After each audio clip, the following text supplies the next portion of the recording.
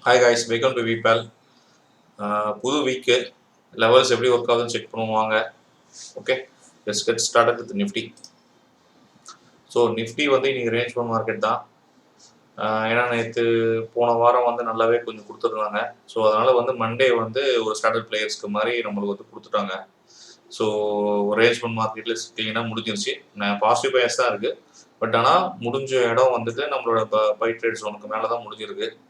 So கொஞ்சம் போர்ட்ஃபோலியோலாம் சில stocks எல்லாமே நல்லா அவுட் பெர்ஃபார்ம் பண்ணியிருக்கு இன்னைக்கு. ஸோ ஐபிஓ ஸ்டாக்ஸ் எல்லாம் இவ்வளோ நல்லா பெர்ஃபார்ம் பண்ணியிருக்கு இன்னைக்கு. ஸோ இதுதான் விஷயம். இன்னைக்கு வந்து என்ன பண்ண போறோம்னா, நாங்கள் பேங்க் நிஃப்டி பார்க்கல, we traded with bank. என்ன ரீசன்னா, ஒரு எக்ஸ்பைரி டே ட்ரேடு வந்து சேம் செட்டப் தான். அதில் 2 பேங்க் தான் இல்லை, 14 பேங்க் வந்து பேங்க் எக்ஸில், அதில் 12 bank. So bank Nifty and bank X will be the same. So bank Nifty, fin Nifty and then bank X will be ஒரு சின்ன பண்டில் அது. சரிங்களா? நீங்கள் வந்து பஜாஜ் ஃபின்சர்வும் ஸ்ரீராமும் ஆட் பண்ணீங்கன்னா ஃபின் நிஃப்டி வெயிட்டேஜ் வரும். ஸோ ஓவராலாக வந்து ஒரு ட்ரெண்டுன்றது அப்ரப்டாக ஃபுல்லாக மாறாது. ஒரு 20% 25% தான் வந்து ஃபின் நிஃப்டியும் பேங்க் நிஃப்டி அண்ட் பேங்க் எக்ஸ்க்கு மாறும். மற்றபடி எந்த விஷயம் இல்லை. Bankex and bank Nifty is same. ஒரு 2 ஸ்டாக்ஸ் தவிர தான் வந்துட்டு உங்களுக்கு பிரச்சனை இல்லாமல் மாறும். ஸோ பேங்க் எக்ஸ் எப்படி இருந்து நீங்கள் பார்ப்போம் வாங்க. பேங்க் எக்ஸும் வந்து நல்லா பார்த்துங்க, ட்ரேடிங் வியூவில் வந்து லைவ் டேட்டா வராது, டிலே டேட்டா தான் வரும். நான் என்ன பண்ணேன்னா, இந்த லெவல்ஸை என்னுடைய புரோக்கர் டெர்மினலில் வந்து நான் லோட் பண்ணி பார்த்துக்கிட்டு எப்படி ஒர்க் ஆகுது லெவல்ஸ் செக் பண்ணிக்கிட்டேன். பட் ஆப்ஷன் ஸ்கிரிப்டோட இது வந்து கரெக்டாக வந்து லைவ் டேட்டா வருது. இதில் நல்லா புரிஞ்சுக்கிங்க. பேங்க் எக்ஸ்லையும் சென்செக்ஸ்லையும் லைவாக உங்களுக்கு வந்து இண்டெக்ஸோட வந்து டேட்டா வந்து மார்க் ஆகாது. அதுக்கு பதிலாக என்னன்னா, நம்மளுடைய புரோக்கர் டெர்மினலில் வந்து அந்த லெவல்ஸ் பார்த்துட்டு நான் வந்து பேங்க் எக்ஸ் வந்துட்டு ஸ்ட்ரைக் ப்ரைஸில் வந்து கரெக்டாக லைவாக வரும், நம்ம அதை சூஸ் பண்ணோம். ஸோ ரேஞ்ச் பவுண்ட் மார்க்கெட் தெரிஞ்சுது. இங்கே கீழே போகலான்னு சொன்னோம். நம்ம ப்ரைஸ் ரிஜெக்ஷன் லெவல் வந்து நம்மளுக்கு வந்து 12 o'clock அப்படி கிட்ட வந்தது. நான் எப்படி ட்ரேட் பண்ணுறது பார்க்கலாம். 57,600 நம்ம எடுத்தாச்சு.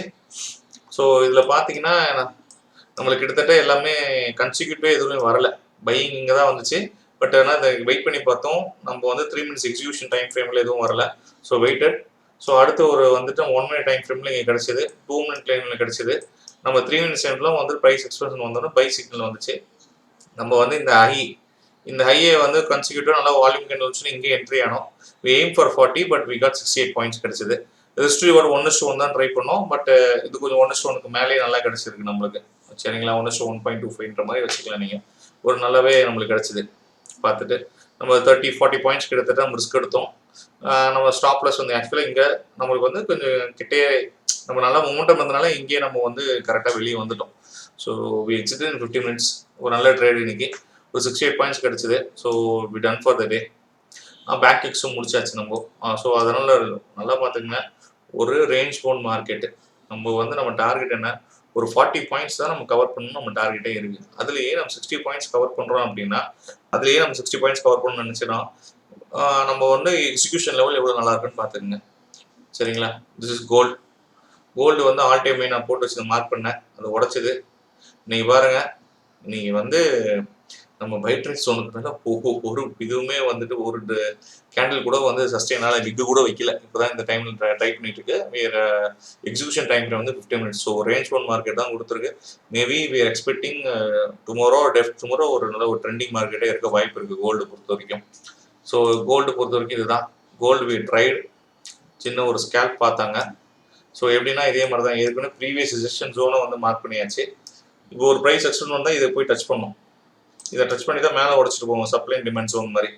ஸோ அதே மாதிரி வந்து உடச்சிட்டு மேலே போகுது. நம்ம எக்ஸிக்யூட் டைம் 15 minutes தான் சொன்னோம். புரியுதுங்களா?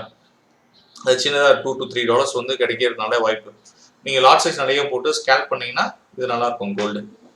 அண்ட் பிடிசி நம்ம ஃப்ரெண்ட் எடுத்த ட்ரேடு நம்ம எடுக்கல. ஸோ அவங்க வந்து என்ன சொன்னால், நான் அதில் துபாயில் இருக்காப்புல அவர், நல்லா பார்த்துக்குங்க. பிடிசிக்கு நல்லா ஒர்க் ஆச்சான். சரிங்களா? அது அவருடைய ட்ரேட்ஸ் ஒன்று தான் நம்ம மார்க் பண்ணியிருக்கோம். இங்கே வந்து பார்த்துக்குங்க, நம்ம வந்து 15 minutes டைம் ஃப்ரேமில் நம்மளுக்கு வந்து கிடச்சிருக்கு. ஏன்னா 24 hours மார்க்கெட் இது. சரிங்களா? நைட் ட்ரேட் பண்ணியிருக்காங்க. கரெக்டான லெவல்ஸ் மார்க் பண்ணவங்க அதை தாண்டி நல்லா பாருங்கள், க்ளோஸ் கூட விற்க கூட போல. ஆக்சுவலாக இங்கே தான் ஸ்டாப் லாஸ். இந்த லெவல் கூட நம்ம படிக்காமல் கிட்டத்தட்ட ஹி க்ளோஸ்ட் அரௌண்ட் மார்னிங் அந்த அவரோட டைமில். ஸோ 972 பாயிண்ட்ஸ் நம்ம இந்த லெவல் தான் க்ளோஸ் பண்ணாப்புல அவர். என்ன சொன்னால் ப்ரீவியஸ் லெவல் நான் க்ளோஸ் பண்ணிட்டேன்.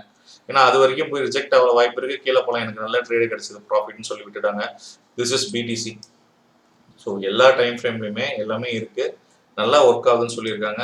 யூட்டிலைஸ் பண்ணிக்கிங்க. Okay guys, see you tomorrow.